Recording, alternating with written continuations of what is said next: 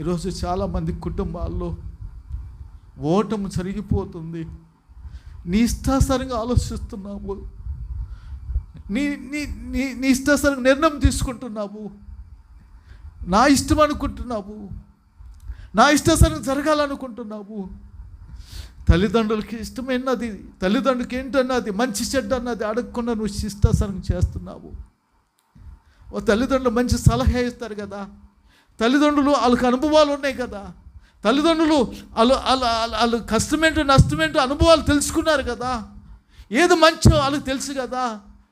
వాళ్ళ మాట నువ్వు తీసుకోవట్లేదే, ఆఖరికి వాళ్ళని తంటున్నావు. నువ్వు వివాహం విషయంలో నీ ఇష్టాసారం చేసుకుంటున్నావు.